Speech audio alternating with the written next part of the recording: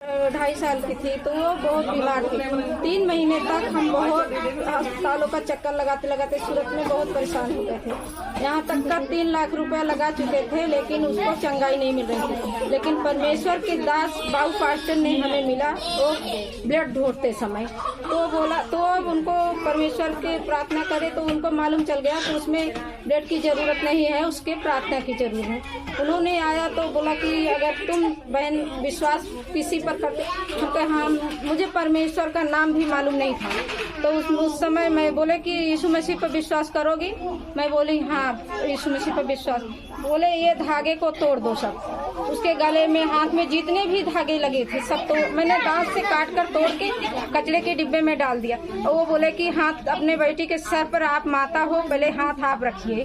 तो मैंने रखा, मेरे पति ने रखा, फिर पास्टर ने रखा हाथ। उसके बाद प्रार्थना करने लगे। उसी समय से मेरी बेटी चंगाई, उसी समय से उस बेटी के द्वारा हम लोग विश्वास में आए और बपतिस्मा भी लिए। परमेश्वर को कोटि कोटि धन्यवाद। जय मसीह। हमारे जो भाई साहब थे वो बहुत सीरियस हो गए थे, उनके ब्लड की वो डॉक्टर ने बोला कि इनके मतलब सफेद खून एकदम कम है। तो हमारी भाभी बहुत चिंता में पड़ गई और सब लोग उनको लेकर गए वहाँ पर मुंशीगंज में भर्ती कर दिए।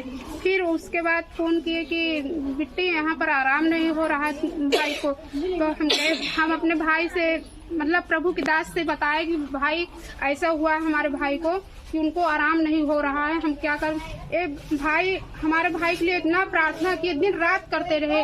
इसने कहा कि बहन तुम चिंता मत करो, प्रभु के राज्य में हो, चिंता मत करो, तुम्हारा भाई ठीक हो जाएगा। तो हम कहे चलो ठीक है, ठीक हो जाए परमेश्वर के नाम से तो अच्छी बात है। तो फिर वहाँ से निकलवा कर रायबरेली में ले गए इनको, वहाँ पर भी भर्ती किए।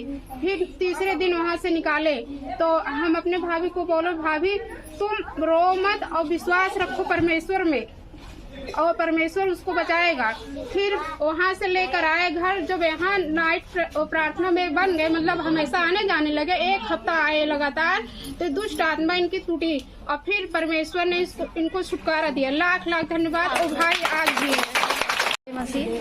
हमारे पढ़िया जो ना एक दिन एक रात नहीं उठे पाई से, दिन काल शाम की आई यहाँ प्रार्थना में, भैया से प्रार्थना कराए, हमारे पढ़िया आज सुबह उठ गई।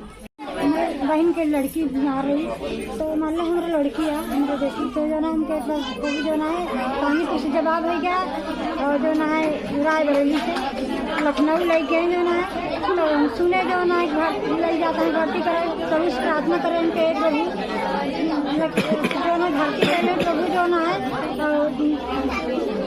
डॉक्टर बोले खून नहीं बाटा बिना जो ना है 5 पॉइंट खून है और जो हमारी बच्चे की हालत नहीं रही, बहुत सख्त बीमार रही। भर्ती करें जो है फिर बाद ग्लूकोज है लाख तो फिर प्रार्थना करें, खूब रो प्रार्थना करें